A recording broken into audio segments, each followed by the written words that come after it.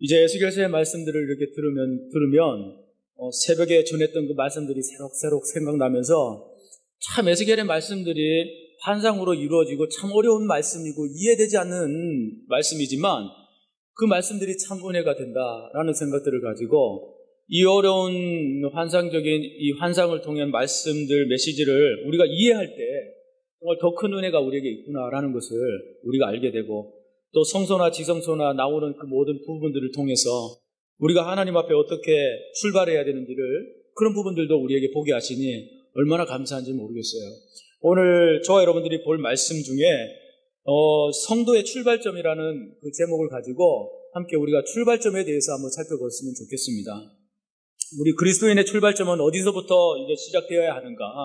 오늘 선교사님께서 말씀해 주신 그 부분에 대해서 참 공감이 가는 이유가 저는 벌써 이 말씀이 묵상을 하는데 선교사님은 나와 비슷한 말씀을 선포하고 계시는 거예요. 그러니까 내가 은혜를 안 받을 수가 없는 거예요.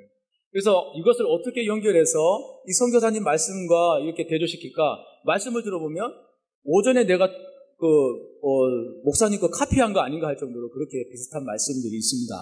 그래서 이것이 또 하나님께서 서로 이렇게 말씀을 맞아지게 하셔서 오전도 그렇고 오후도 그렇고 이렇게 맞아주는 말씀으로 우리를 더 은혜를 이끄시려는 하나님의 또 인도하심이 있구나라는 생각들을 매주 오후 때 가끔 이렇게 쓸 때마다 저는 느낍니다. 그리고 우리의 출발점이 어디에서부터 시작되고 있는가를 우리가 한번 생각해 봤으면 좋겠습니다. 저희 부부의 결혼식에 주례를 해주신 은사이신 목사님이 계시는데 제 고향교회의 목사님이세요. 제가 어렸을 때부터 말 더듬으면서 글도 모를 때 목사님이 아유 이놈아 그거 못하냐라고 말하지 아니하고 기다려주셨어요. 지금도 기다려주셨고 중간에도 기다려주셨고 사춘기 때도 기다려주셨고 또 망나니처럼 막 주일학교 때 뛰어다니고 초코파이 줄 때만 오고 막 교회에 막 뛰어다니면서 막 난장판으로 만들어 놓고 방석 던지고 막 그래도 목사님은 그때 기다려주셨어요. 늘 기다려주셨던 분인데 이제 우리가 결혼을 하게 돼서 목사님 주례를 맡아주세요 그렇게 했단 말이죠. 주례를 맡고 이야기하는데 저에게 하는 말씀이 무슨 줄 아세요? 첫 단추를 잘 끼우래 그랬어요. 첫 단추를 잘 끼우래. 결혼의 출발점이 사랑이잖아요. 그죠? 사랑이에요. 근데 결혼해서 부부가 가정을 이루고 그 대상이 그 부부의 대상이 이제 함께 그리스도의 사랑을 출발점으로 삼는다면은 그 가정은 십자가의 도구를 행하는 장소가 될 거예요. 부부의 출발점은 사랑으로 시작했지만 그리스도의 사랑으로 함께 출발한다면 더 큰 역사를 만들어낼 수 있다는 것을 말씀해주고 있습니다. 우리 그렇다면 우리의 출발점이 뭐냐? 또 하나의 출발점은 하나는 그리스도인에게 제일 중요한 출발점인데 그것은 구원의 출발점이라는 거예요. 그래서 주님을 나의 구주, 나의 구원자로 믿고 지인하는 그런 출발점이 있어야 합니다. 이러한 출발점이 없이 그리스도인으로서 살아간다는 것은 에스겔서 37장에 보면은 말씀한 것처럼 마른 뼈와 같은 그런 인생밖에 되지 않는 거예요. 그리스도를 영접하고 당신이 정말 거듭났느냐, 그 거듭남에 확신이 있느냐 물었을 때에 나 거듭났다, 나 예수를 지금도 믿고 있다, 그분이 나를 구원해 주실 것을 나는 확신한다라는 선교사님의 오전에 말씀하신 그 부분을 우리가 이해하고 나아가는 자야말로 정말 마른 뼈의 인생에 살아가지 않는다고요. 하나님이 어떤 분이세요? 살아계신 하나님, 마른 뼈에 힘줄을 붙이고 또 그 위에 살을 붙이고 그 위에 살갗을 덮고 또한 생기를 불어넣어서 생명을 주신 그 하나님의 출발점이 뭐냐? 그것은 바로 말씀이라는 것이에요. 말씀으로 그렇게 살을 붙이고 큰 생기를 불어넣으셔서 군대를 만드신 분이 하나님이시라는 것을 우리가 에스겔서를 통해서 말씀해주고 있습니다. 왜 살리셨어요? 죽은 인생들을 살리시는 하나님을 보게 하시기 위해서 그 군대를 만드셨다는 것을 저와 여러분들이 아셔야 됩니다. 하나님께서 당신의 형상으로 빚어 만든 사람은 하나님의 창조의 목적을 위해서 그래서 살아야 되고 가야 되는 거예요. 사람의 첫째 되는 목적이 뭡니까? 하나님을 영화롭게 하는 것과 영원토록 그를 즐거워하는 것이다 라고 우리 또 알고 있지 않습니까? 근데 우리를 구원의 출발점으로 삼으신 것은 영화롭게 하고 구원의 하나님을 영원토록 즐거워하는 것이에요. 그래서 시편의 다윗도 노래하기를 범죄의 출발이 되지 않기를 기도하는 그런 다윗의 모습도 우리가 보게 되어집니다. 우리가 범죄의 출발이 되어지면 정말 안타깝죠. 특히 우리 자녀들이 말씀의 출발이 되어야 되는데, 거듭남의 출발이 되어야 되는데, 범죄의 출발, 반항의 출발, 그런 시기로 출발하게 되면 걷잡을 수 없이 그는 나중에도 정말 하나님을 더욱더 등지고 나아가는 그러한 자가 될 수밖에 없다는 것을 우리가 알 수 있어야 됩니다. 오카노 목사님의 자녀도 보세요. 오카노 목사님의 야 이렇게 해라 그러면 그 반대, 청개구리처럼 반대로 행했던 자가 바로 그 아들이었어요. 큰아들. 그런데 그 새로운 책을 만들어내면서 거기에서 고백하는 것들을 한번 보면 자신의 뉘우침, 그 아버지가 지금은 이해된다, 이런 부분들로 가득 차 있거든요. 부족한 기독교라는 그런 책을 3권이나 썼어요, 여러분.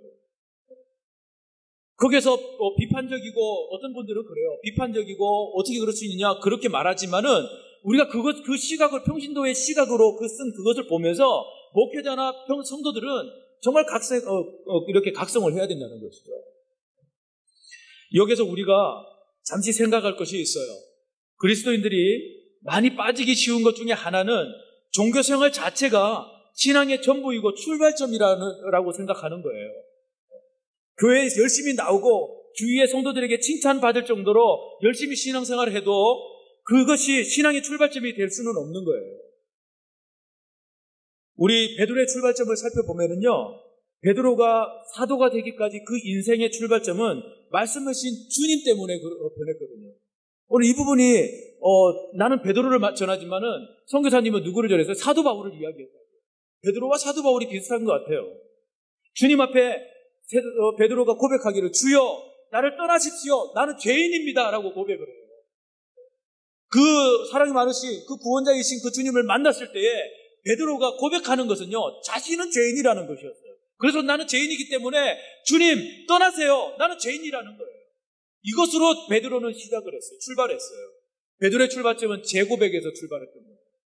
우리의 출발점도 마찬가지로 거듭남의 출발점도 재고백으로 인해서 출발점이 시작되는 거예요. 오늘날 어떤 교회가 부흥하는 줄 아세요? 우리들 교회, 분당의 우리들 교회 지금 뜨고 있습니다. 많은 성도들이 거기에 몰리고 있고 집중하고 있어요. 예? 수요예배 때 강단이 1, 2층으로 꽉 차는 곳이 바로 분당 우리들 교회예요. 우리 교회가 아니고 이찬수 목사님이 아니고 김양계 목사님입니까? 네, 김양계 목사님이 하시는 그 교회 말이죠. 왜 그러냐 물어보니까 거기는 성교에 집중이 되어 부흥 성장에 집중되어 있는 것이 아니고 오직 우리는 프로그램에 집중되어 있는 것이 아니고 어디에 집중된지 아세요? 재고백. 공식적인 데서 재고백을 하는 거예요. 재고백. 내가 어떤 죄를 지었는지 성적인 관계까지도 다 들추어내면서 모든 몇만 명이 보는 데서 재고백을 하는 거예요. 인터넷으로 보는 사람들 다 그게 공개적으로 다 보는 거예요. 그것을 하는 거예요. 그것을. 그러면서 거기에서 그냥 그것을 끝나면 그냥 아유 저 사람은 저렇게 그렇게 안 있겠어요? 그런데 목사님하고 온 성도들이 함께 그 부분을 두고 같이 함께 품으면서 중보하면서 기도한다는 것이죠. 치유의 역사가 일어납니다. 간증을 통해서 나는 이런 사람입니다. 재고백을 통해서 자신이 어떤 사람을 오픈했을 때에 같이 기도함을 통해서 그것이 하나님께서 올려드리고 성령이 치료하시는 역사가 일어나면서 그분도 치료되고 성도들도 같이 감동받고 울면서 서로 아파해주고 고통을 나눠주는 교회. 정말 멋지죠? 그 교회 누가 안 오겠어요, 여러분? 그 교회 누가 안 오겠냐고요? 이것만 했다는 거예요, 이것만. 네? 이런 고백만 했다는 거예요. 그래서 목사님은 설교하실 때 제가 봐서는 이것도 인터넷 나가는데 그죠? 제가 봐서는 그렇게 이렇게 와닿는 그런 설교가 아니에요. 어떨 때는 막 더듬고 막 그러면서 하시는데도 그게 성도들이 막 몰려오면서 그 말씀의 은혜를 받고 그런다는 거죠. 그걸 보면 목사님이 그 간증한 부분들을 내가 이 간증을 써도 되냐 물어보면 얼마든지 목사님 쓰세요. 마음대로 쓰세요. 그래서 목사님은 골라가지고 그곳에서 간증으로 예화로 쓰는 거예요. 그 설교 중에 예화로 쓰는 거예요. 그러면서 한 성도의 그 가정들 다 무너졌지만 치료한 받았습니다 하면서 말씀을 적용해서 선포하니까 그 속에서 어떤 능력이 나가겠어요? 그죠? 삶을 이야기하니까요. 살아계신 하나님을 경험한 그것을 같이 말씀과 함께 선포하니까 얼마나 은혜가 되겠어요. 그죠? 그 교회가 그런 교회예요. 주님 앞에 사도 베드로도 주여 나를 떠나시되 나는 죄인입니다 하는 그런 고백으로 시작했어요. 재고백. 여러분 베드로처럼 행복의 출발점을 우리가 바꿀 수 있어야 돼요. 재고백으로 시작한 베드로의 인생이 수많은 죄인들에게 세례를 베푸는 주님의 도구가 되었다는 것을 우리가 기억할 수 있기를 바랍니다. 주님에게 쓰임받는 것이 얼마나 좋으면은 고난 가운데서 십자가에 거꾸로 매달려 죽으면서도 주님을 만나서 재고백으로 시작한 그 신앙의 출발점을 조금도 후회하지 않는 기꺼이 십자가에 거꾸로 못 박혀 죽는 그 자가 바로 사도 베드로였다는 거예요. 그것과 정말 맞바꿀 수 없는 인생을 이제는 살겠다라는 거예요. 그리고 베드로는 죄에서 죽을 인생에서 천국을 소유한 최고의 행복자가 된 것입니다. 한 예화에 우리 주보에도 나와 있는데요. 주보의 생명이산 묵상 에세이입니다. 거기에 보면 그대로 제가 말씀드릴게요. 이집트에 기둥성자라고 유명한 시메온이라는 교부가 있습니다. 그 교부는 17m 정도 되는 기둥을 세우고요. 그 위에 무려 30년을 살았대요. 그의 집은 어디다? 17m 되는 기둥이다. 사람들이 그를 보면서 17m 되는 기둥에 매달려 있으면서 밥도 거기서 먹고 이렇게 다리 꼬아가지고 있는지 모르겠지만 항상 원숭이처럼 매달려가지고 30년 동안 그렇게 고행을 사는 거예요. 이 수행과 고행을 계속하는 모습을 보고 사람들은 그를 무엇이라고 부른다요? 기둥성자라고 그렇게 불렀단 말이에요. 그는 한쪽 다리가 점점 골마서 썩어 들어갔어요. 그런데 치료받는 대신에 다리에서 떨어진 구더기를 주워가지고 다시 다리에 붙이면서 그렇게 고행을 버티면서 그렇게 살았다는 것이죠. 그가 그렇게까지 한 이유가 뭐냐? 금욕과 고행을 통해서 주님의 거룩을 닮아갈 수 있는 그런 생각을 가졌기 때문이다. 어디에서 내가 정결해질 수 있을까? 거룩해질 수 있을까? 어떻게 하면 닮아갈 수 있을까? 그것을 어디에다가 둔 거예요? 기둥에다가 둔 거예요. 기둥에다가. 어떤 사람들은 많은 그리스도인들이 그래요. 굴에 들어가서 굴에서 나오지 않는 거예요. 그것을 고행을 통해서 주님을 만날 수 있고 나는 거룩해질 수 있고 정결해질 수 있다라는 그런 어리석은 착각들을 가지고 있는 것이죠. 그러니까 30년 동안 기둥에서 매달려서 다리가 썩는데도 그렇게 버티는 거예요. 그의 고행은 아픔이 있으면 있을수록 나는 정결함은 자가 되어가고 있다라는 것을 느끼니까 그것을 참을 수 있는 거예요. 오늘 오전에도 우리 학생들에게 이 말씀을 해줬어요. 또 하나는 시아란 성자가 있는데요. 빵을 먹을 때 잼을 발라서 먹지 않습니까? 네? 맛있는 잼을 먹으면 얼마나 부드럽고 맛있어요? 근데 자기 인생에 정결해지기 위해서 잼 대신에 뭘 뿌렸다고요? 모래를 뿌려가지고 그것을 퍼석퍼석 하면서 먹는 거예요. 그게 이 사람에게는 정결함이라고 생각을 하는 거예요. 이 고통을 느끼면서. 이 고통을 더 느끼면 느낄수록 목에 넘어가면 거칠거칠하고 막 느끼면 느낄수록 그는 무엇을 느끼는 거예요? 나는 정결해지고 있어 라는 것을 느끼는 거예요. 더 그것을 희열을 느끼는 것은 뭐냐? 사람들이 칭찬할 때 당신은 대단합니다라고 할 때 나는 저 사람들이 칭찬하지 나는 이렇게 고행을 열심히 하고을 통해서 나는 정결해지고 있어 라는 것을 느끼겠죠. 사람들이 그런 말도 없으면 더 고행을 더 깊이 들어갈 거예요. 위험할 정도로 더 많이 들어갈 거예요. 여러분 신앙생활을 이것을 통해서 우리가 정결해질 수 있나요? 네? 이것을 통해서 여러분들이 변화될 수 있는 겁니까? 네? 기도굴에 들어가가지고 빛도 보지 않으면서 나는 빛도 보지 않으면서 기도했어. 그거 가능하나요? 여러분 그것 가지고 판단하면 안 돼요. 목회자든 누구든 그런 모습 보이는 모습 가지고 판단하는 것이 아니라 어떤 목사님은 막 불에 들어가서 나오지도 안 하고 막 기도 열심히 하는데 그런 생각들을 가질 수 있어요. 그러나 그것이 신앙을 판단하는 것은 아니에요. 우리는 종종 무언가를 열심히 하는 데만 급급하다가 이내 지치고는 신앙의 길이 어렵다고 말한다. 신앙의 길, 성결의 영성은 우리의 노력으로 도달할 수 있는 것이 길이 아니다. 예수 그리스도의 십자가의 앞에서 쓴물을 내는 우리의 옛 자아를 내려놓고 생명을 살리는 단물을 내는 주님의 자리를 옮길 때 우리의 근원이 변화될 수 있다. 그 자리가 성결의 영성이 시작되는 곳임을 잊지 말라 라고 글에 나와 있어요. 다들 읽어보셨는지 모르겠네요. 네. 신경도 없으시죠? 꼭 읽어보세요. 제가 읽어보셨어요. 자로님 감사합니다. 네. 읽어보신 분들은 더 은혜가 많이 됐을 겁니다. 이제 본문으로 이제 들어가 보면 에스겔서 43장의 말씀의 중심은 뭐냐면요, 이것을 딱 붙들고 나가야 돼요. 여호와의 영광이 돌아와 성전에 가득하더라는 거예요. 그러면 그전에는 우리 8장이나 11장까지를 말씀해 보면 여호와의 영광이 없었어요. 왜 없었는지 우리가 한번 살펴봐야 되는 거예요. 성전에는 무엇이 있어야 된다? 영광이 돌아오고 하나님의 영광이 있어야 되는 거예요. 성전에는 영광이 있어야 되는 거예요. 영광이 없으면 안 되는 거예요. 빈 껍데기인 거예요. 이 자리에 하나님 영광으로 가득 차야 되는 거예요. 주일 예배에 하나님 영광이 차도록 우리가 이 영광으로 차도록 영광으로 올려드려요. 찬양으로 영광 돌리고 우리의 모든 정말 거룩함으로 영광 돌리고 삶으로 영광 돌리고 간증으로 영광 돌리고 하나님을 높여드리는 그러한 예배가 이루어져야 됩니다. 그리고 나서 주일날에 또 이 소그룹 나눔을 가지면 더 깊이 있는 은혜를 나눌 수 있는 거죠. 바로 따끈따끈한 그 말씀을 오늘 어떤 말씀을 은혜가 됐어?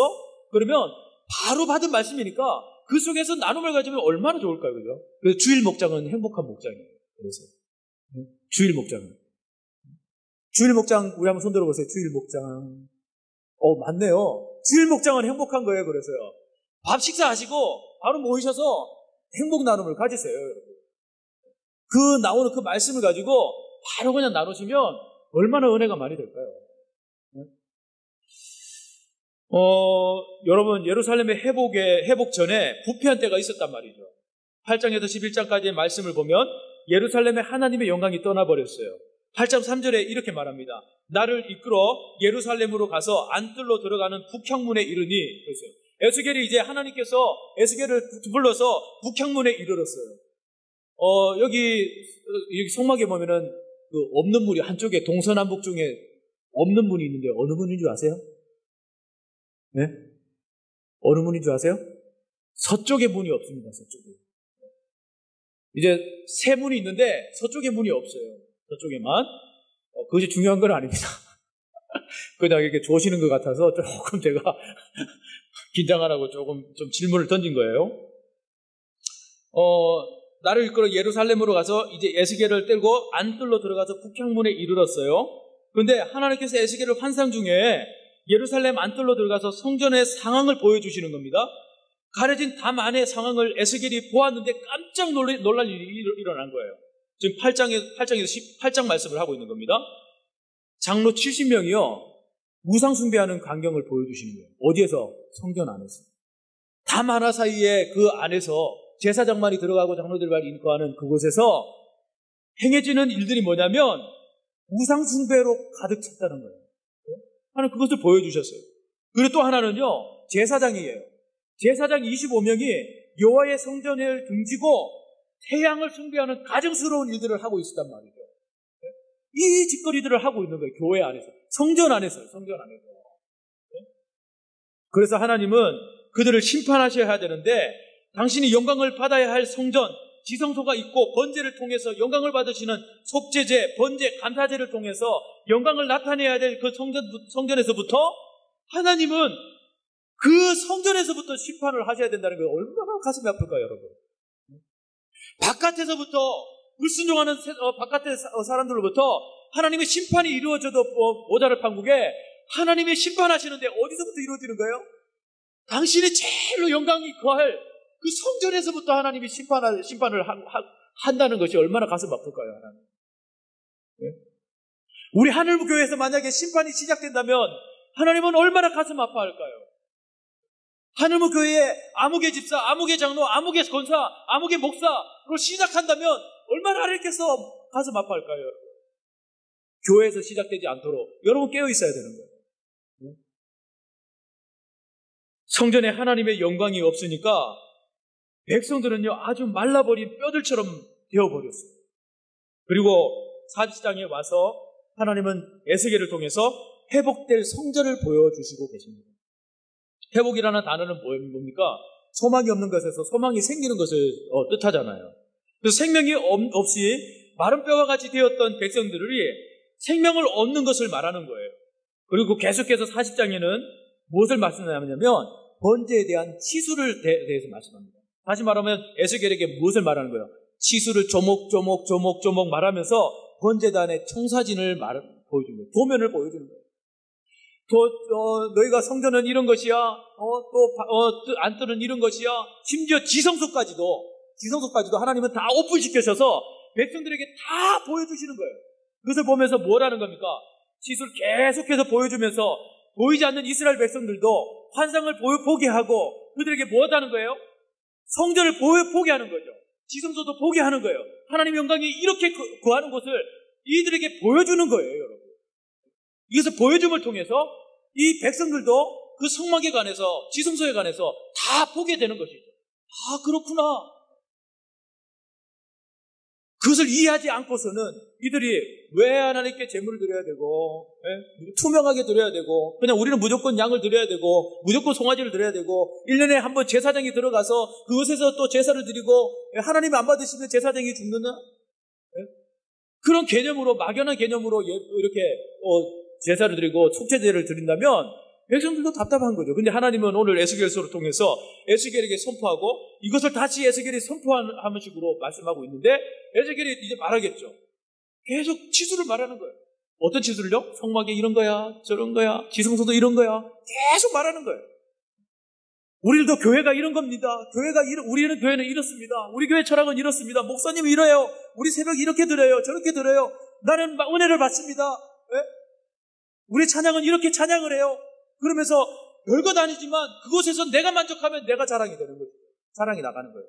내가 은혜가 되면 그 내 받은 은혜가 나갈 수 있는 거예요. 베이스로 되겠죠.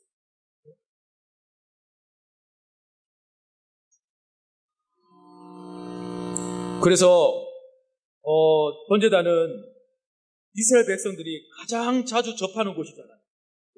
번제단은 이스라엘 백성들이 가장 이렇게 가까이 접하는 곳이에요. 왜냐하면 매일 양들을 이렇게 드리기도 하고 1년에 한 번씩 또 그런 제사 드리기도 하기 때문에요. 그죠? 제사 드릴 때마다 있는 곳이었기 때문에 자연스럽게 모든 백성들이 어떤 중심이 돼요? 번제단의 중심이 되어져 버리죠. 그죠? 번제단 중심으로 백성들도 모두가 다 그 중심으로 몰려 있는 거예요. 그죠? 또 지성소가 어떤 것이에요? 지성소는요, 성전의 심장인 거예요. 성전의 심장. 성전의 심장입니다. 그러나 죄인은 접근할 수 없는, 감히 접근할 수 없는 그런 두렵고 떨리는 곳이 바로 지성소라는 거예요. 그 한 부분의 심장이지만 그곳에 죄인의 몸으로 아무나 들어갈 수 없는 곳, 제사장이 1년에 한 번씩 들어가서 또 제사를 드릴 수밖에 없는 그러한 곳이 바로 지성소 아니라는 거예요. 제사장은 죄가 없어서 들어가는 것이 아니에요. 제사장도 죄가 있어요. 그러나 우리가 알 수 있는 것은 참 대제사장이 되시는 예수 그리스도의 예표의 인물이기 때문에 제사장이 그렇게 들어갈 수 있는 거예요. 제사장도 죄인이에요. 그런데 예수 그리스도의 대표한 이 제사장이 1년에 한 번씩 들어가는 거예요. 번제단과 지성소가 중심이 되고 또 지성소와 성전의 심장이라 할지라도 그 중심점이 뭐냐? 여기에서 말하는 중심점은 그러한 부분이 중심이 되어야 돼서 아니고 지성소에 있는 것이 아니라 번제단과 제물과 제사장에 있다는 거예요. 그 중심이요. 아무리 지성소가 심장이라 할지라도 그 중심점은 오늘 말씀의 40장의 중심점은 뭐냐? 번제단과 제물과 제사장이에요. 번제단, 제물, 제사장. 이것이 중심이 되어야 돼요. 왜냐하면요, 죄인들이 하나님께 나아가기 위해서는 반드시 뭐가 있어야 돼요? 번제단이 있어야 돼요. 또 뭐가 있어야 돼요? 제물이 있어야 돼요. 그리고 제사장이 있어야 돼요. 이것이 없으면 나아갈 방법이 없는 거예요. 네? 나아갈 방법이 없는 거예요. 그래서 여기서 중심점은 지성소가 있는 것 같지만 그 죄인이 나아갈 수 있는, 제사함을 받을 수 있는 방법은 번제단과 제물과 제사장이라는 것을 우리가 기억할 수 있기를 바라요. 여기서 우리는 분명한 출발점을 우리가 찾을 수 있어야 돼요.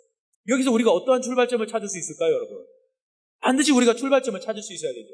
그것은 회복의 출발점입니다. 따라합시다. 회복의 출발점. 하나님께서 말씀하시는 이 출발점은 회복의 출발점이에요. 우리 교회가 하나님의 일들을 감당하기 전에 먼저 회복의 출발점으로 시작되어야 된다는 거예요. 그 회복은 사람이 이루어낼 수 있다 없다? 사람이 이루어낼 수 없는 그런 출발점인 거예요.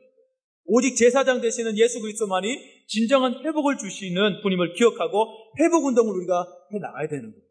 우리 요한복음 1장 14절에 보면 말씀이 육신이 되어 우리 가운데 거하심에 그럽니다. 회복은 무엇이 있어야 된다요? 말씀이 거하심에라고. 말씀이 있어야 돼요. 그죠? 또 하나는 히브리서 9장 11절에 그리스도께서 장래의 좋은 일의 대제사장으로 오사라고 말합니다. 장래의 좋은 일의 대제사장이라고 그랬습니다. 대제사장이 있어야 우리는 회복할 수 있는 거예요. 왜냐하면 대제사장이 그 재물을 가지고 들어가서 하나님께 아뢰기 때문에, 그죠? 드리기 때문에. 그리고 대제사장이 누가 되셨어요? 예수님이 대제사장이시잖아요. 그죠? 그리고 히브리서 9장 12절에 염소와 송아지의 피로 아니하고 오직 자기 피로 영원한 속죄를 이루사 단번에 성소에 들어가게 하셨다. 누구의 말씀입니까? 예수님을 말씀하고 있는 것이죠. 단번에 이루신 예수 그리스도를 말씀하고 있는 겁니다. 여러분, 예수 그리스도만이 우리의 진정한 회복을 주실 수 있는 분임을 말씀하고 있는 거예요. 구약에 가로막혀져 있던 성소와 지성소가 휘장으로 가려져 있었어요. 휘장 하나로 가려져 있었어요. 휘장 하나로 통해서 보지 못하고 죄인이 그 속에 넘어가지 못하는 것이 구분을 지은 것이 뭐냐면 바로 휘장이었단 말이에요. 죄인이 아무나 그 속에 들어갈 수 없는 구분된 것이 바로 휘장 때문에 이렇게 구분되어져 있는 것이죠. 그런데 그 구분되어 이어져 있는 것이요, 휘장의 뜻은 뭐냐면 죄악이 백성들과 하나님 사이를 가로막게 했다는 그런 의미를 가지고 있는 거예요. 그래서 1500년 동안 가로막혀 있던 이 휘장을 누가 찢으셨습니까? 예수 그리스도가 단번에 찢으셨잖아요. 그죠? 가로막혀 있는 것들을 예수 그리스도가 십자가에 못 박혀 죽으심으로 말미암았어요. 그 보혈의 피로 단번에 이루신 정말 순종의 역사, 그것을 우리가 볼 수 있기를 바랍니다. 찢으신 그 이유가 뭐냐 그러면 찢으신 이유, 가로막혀 있는 휘장이 열려지지 아니하는 한 진정한 회복은 없기 때문에 회복이라는 것은 그 휘장이 찢어져야만 가능한 거예요. 왜냐하면 더 이상의 제사의 구약의 제사에 효험이 없었잖아요. 예루살렘에 더 이상의 제사를 하나님께서 받지 않으신다고 했잖아요. 그것에 영광이 없는데 100번 1000번 그곳에 예배를 드리고 제물을 드려도 제사장이 1년에 한 번씩 들어간다 할지라도 그것에는 영광이 없는데 어떻게 하나님이 그 죄를 씻으시며 백성들과 함께 하시겠어요? 그래서 그 당시 그 상황, 그 어려운 상황에 예수 그리스도가 오시고 1500년 동안에 갇혀있는 그 휘장에 막혀있는 그것을 예수 그리스도가 단번에 이루신 엄청난 그 사건이 이루어졌다는 것이죠. 주님께서 우리 죄를 위해서 육체를 찢으심으로 휘장이 열리게 된 것임을 우리가 믿으시기를 바랍니다. 그리고 피 아래에 있는 자가 어디에 아래에 있게 되었어요? 은혜 아래에 있게 되었어요. 피 아래에 있는 자가 은혜 아래에 있게 되었어요. 이렇듯 피 아래에 있는 죄인들이 회복의 출발점으로 은혜 아래에 있게 되는 것 얼마나 감사합니다. 우리가 회복해야 할 이유가 뭡니까? 은혜 아래에 있어야 하기 때문에. 은혜 아래에 있어야 하기 때문에. 또 하나는 기도의 출발점입니다. 41장에 넘어가면은 여러 가지 번제단도 말하고 이야기하지만 그 속에서 우리가 또 눈여겨볼 것은 뭐냐면 41장 22절에 보면 이후로 보면은 향단에 대해서 말씀하고 하고 있거든요. 향단. 향단은 나무로 만들어졌는데 그 나무에 금을 입혀서 싸서 입혀 만든 것이 바로 향단입니다. 그런데 향단은 무엇을 상징하느냐 하면 기도를 상징한다라고 새벽에 말씀을 했었어요. 바로 주님의 중보 기도를 상징하는 거예요. 향단은 히브리서 7장 9절 말씀에 이렇게 말씀합니다. 그가 항상 살아서 저희를 위하여 간구하심이니라 라고 말씀하래요. 우리는 땅에서 기도를 드리지만은 주님은 하늘 성소에서 우리를 위해서 간구하신다는 거예요. 기도의 출발점은 주님이 우리의 기도를 들으시고 하늘의 성소에서 우리를 위해서 중보하신다는 것을 우리가 기억할 수 있어야 됩니다. 그래서 사도행전 2장 1절 4절에 보면은 어떤 내용이 나옵니까? 오순절에 성령의 역사가 나오거든요. 오순절에 성령의 역사가 나와요. 어떤 기도의 역사가 나오는지 한번 제가 읽어드릴게요. 오순절 날이 이미 이름에 그날이 다 같이 한 곳에 모였더니 그래요. 호련히 하늘로부터 급하고 강한 바람 같은 소리가 있어 그들이 앉은 온 집에 가득하더라. 마치 불의 혀처럼 갈라지는 것들이 그들에게 보여 각 사람 위에 하나씩 임하여 있더니 그들이 다 성령의 충만함을 받고 성령이 말하게 하심을 따라 다른 언어들로 말하기 시작합니다. 기도의 출발점이 어떤 역사가 일어나는 거예요? 오감으로 느낄 수 있을 만한 그 은혜와 충만함이 있었다는 거죠. 오감이 뭡니까?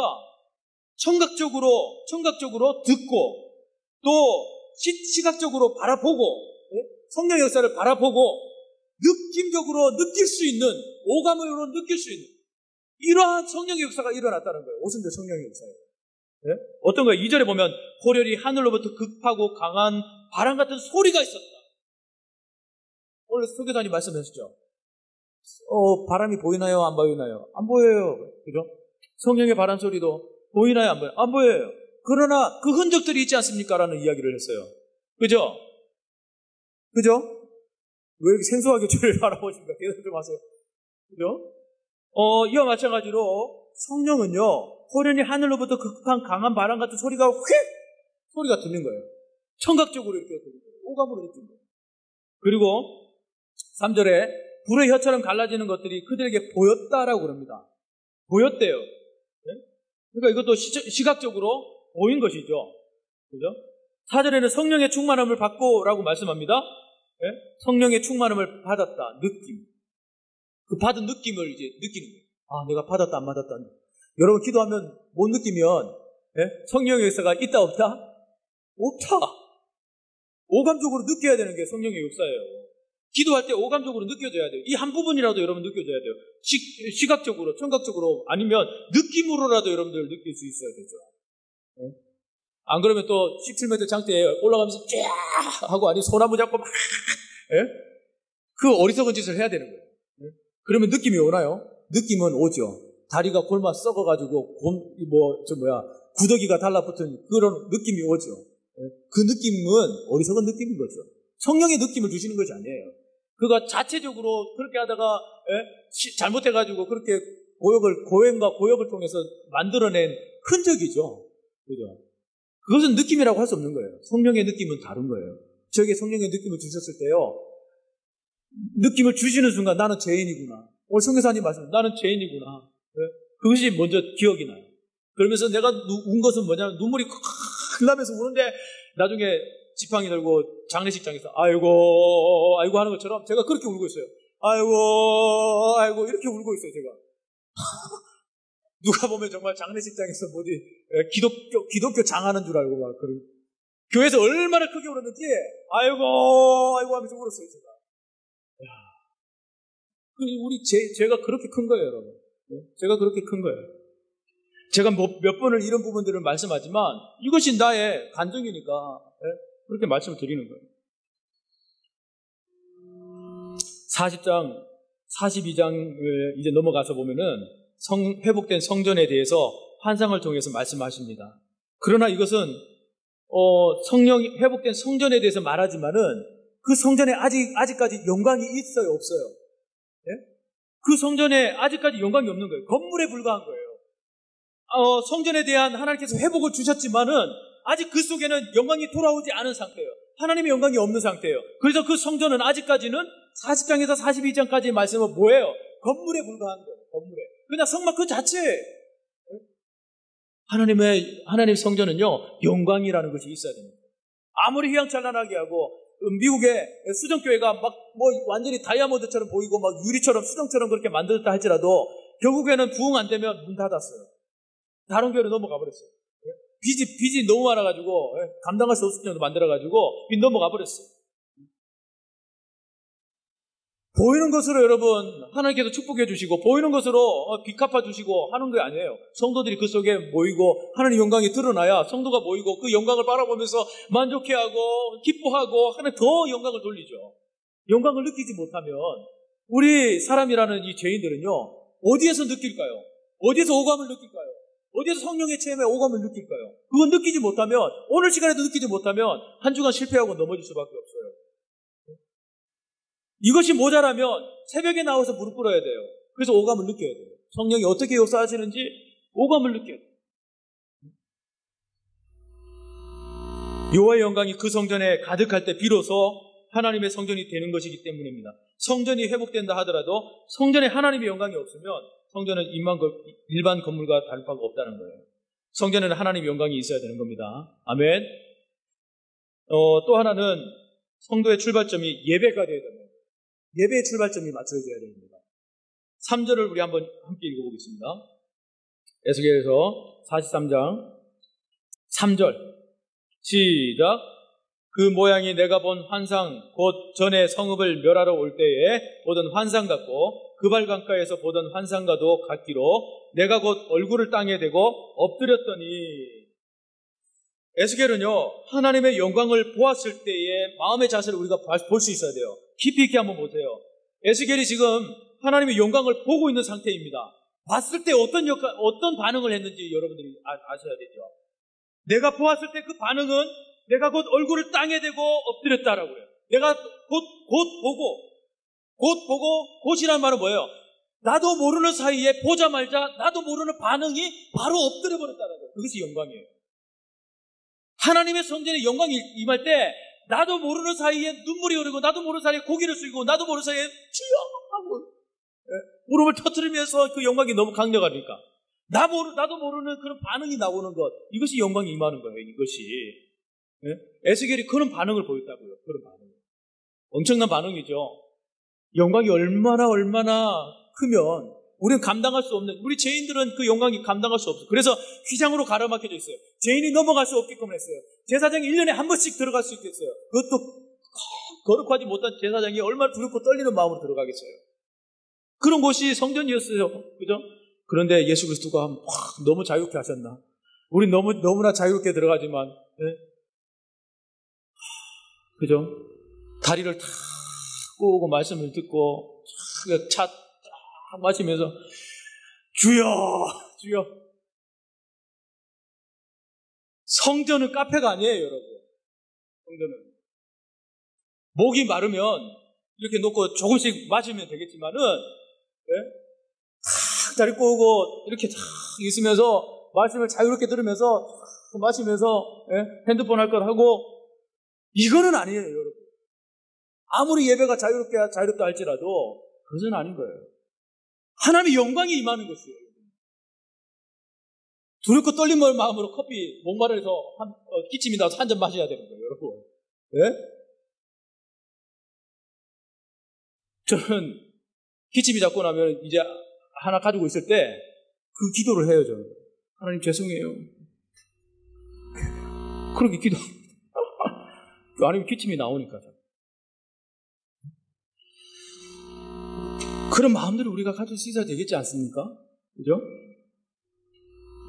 내가 곧이라는 행동 앞에 우리가 좀 묵상이 되었으면 좋겠어요.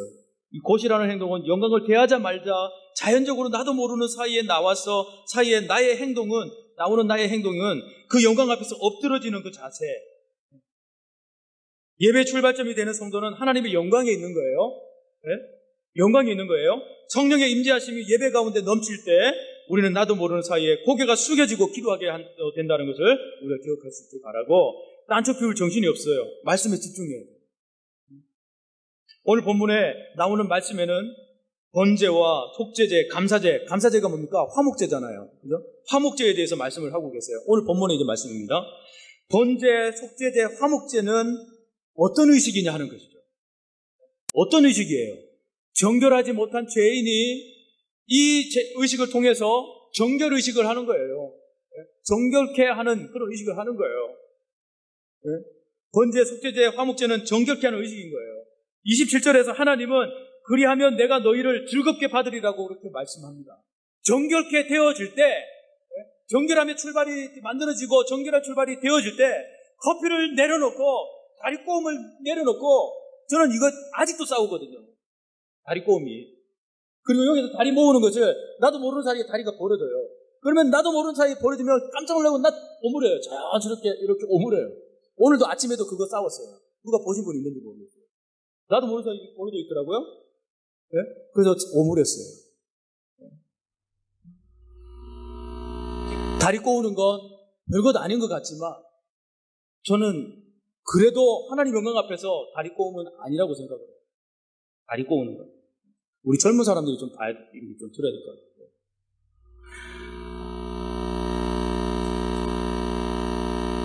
그러면 우리 그리스도께서 이루어주신 구속사역에 어떤 면이 있는가? 18절, 27절 안에는요, 속죄제와 번제와 감사제가 있다고 말씀드렸어요. 감사제는 화목제를 가리킨다고 했습니다. 주님께서 담당하신 십자가에는 크게 세 가지 요소가 있는데 우리 죄를 대속하기 위한 속죄제의 의미가 있고요. 내 뜻대로 마옵시고 아버지 뜻대로 하게 되기를 원합니다 라고 하는 원하나이다고 한 전적인 헌신이 이렇게 의미가 바로 번제의 의미입니다. 그리고 하나님과 우리를 화목시켜 주시고 유대인과 이방인들을 하나로 만들어 주신 것이 무슨 제다? 감사제, 화목제이다. 이방인들도 이제는 다 그것에서 함께 참여해서 함께 이렇게 드릴 수 있는 부분이 화목제목이었어요. 화목제. 그래서 음식을 나눠 먹습니다. 음식을 나눠 먹고 감사 축제처럼 감사제를 드리는 겁니다. 왜 번제, 속죄제, 화목제를 드려 주셔야만 했는가? 베드로전서 3장 18절에 말해요. 이는 우리를 하나님 앞으로 인도하려 하십니다. 하나님 앞으로 인도하시기 위해서. 여호와의 영광이 돌아와 성전에 가득한 이 시점에 이르러서야 언급하는 이 부분이죠. 번제, 속죄제, 화목제의 의미가 구속의 관점은 여기서 머물지 않고 한 걸음 더 나아가는데 로마서 12장 1절에 말해요. 그러므로 형제들아 내가 하나님의 모든 자비하심으로 너희를 권하노니 너희 몸을 하나님이 기뻐하시는 산 제사로 드리라. 하나님이 기뻐하시는 산 제사로. 여기도 보면은 정결한 의식을 다 행하고 속죄제, 번제, 다 감사제까지 다 드리는 마지막에 뭐라고 그럽니까? 마지막에 뭐라 그래요? 오늘 본문에 43장 마지막 뒤에 나오네요. 내가 너희를 즐겁게 받으리라 라는 말씀입니다. 그죠? 내가 너희를 즐겁게 받으리라. 이 모든 부분들이 다 정결하게 되어질 때 하나님은 무엇을 받으신 거예요? 너희를 즐겁게 받으리라. 오늘 한 말씀에도 보면은 로마서 12장에도 그렇게 말하는 거예요. 베드로가 산제사, 하나님이 기뻐하시는 산제사로 드리라. 이것은 하나님이 기뻐하시는 거예요. 예배는, 제사는 하나님이 기뻐하시는 행위들인 거예요.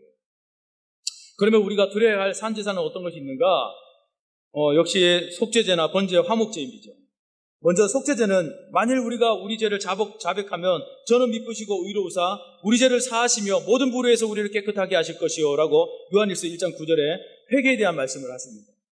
고린도전서 6장 20절에 말해요. 그러니 너희가 먹든지 마시든지 무엇을 하든지 다 하나님의 영광을 위해서. 이것이 번제의 삶입니다. 번제의 삶. 무엇이든지 해라. 번제의 삶. 또 하나는 화목제의 삶을 이야기하고 있는데 요한일서 4장 11절에 하나님이 우리를 사랑하사 우리 죄를 위하여 화목제로 그 아들을 보내셨습니다. 이같이 우리를 사랑하셨는데 우리도 서로 사랑하는 것이 마땅하도다. 화목제의 삶입니다. 그리고 이것이 그리스도의 구속으로 말미암아서 가능해졌음을 우리가 놓치지 말아야 됩니다. 우리 27절 하반절에 그리하면 내가 너희를 즐겁게 받으리라. 우리 예배를 하나님이 즐겁게 받으신다 하십니다. 그 이상 무엇을 바랄 것이 있겠어요? 이것이 영광 중에 돌아오신 하나님께서 명하신 속죄제, 번제, 감사제의 의미인 거예요.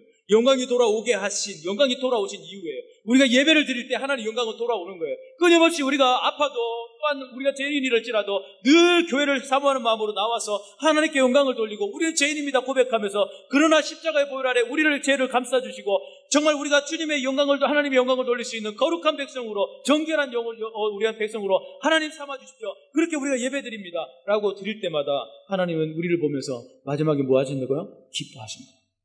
즐거워하십니다. 다시 한번 내 마음으로 생각할지어다 40장 4절에 말씀하신 그 말씀을 우리 잊지 마시기를 바랍니다. 내 마음으로 여러분들 생각해요. 생각하십시오. 하나님 어떤 분이신지 생각하십시오. 이제 말씀을 맺겠습니다. 오늘 말씀 주신 이 말씀을 통해서 우리들이 깨달아야 될 부분들이 무엇인가요? 우리의 마음으로 생각할 것들이 무엇인가요? 우리의 출발점이 무엇인가요? 여러분, 기도의 출발점을 무엇으로 삼고 있어요? 정결한 행위의 출발점을 무엇으로 삼고 있습니까?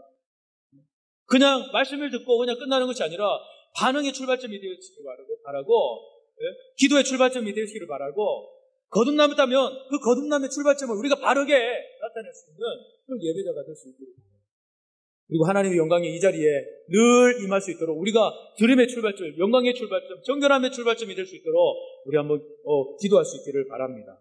우리 나의 기도의 제목은 우리 찬양 부르시고 우리 다 같이 한번 기도하도록 하겠습니다.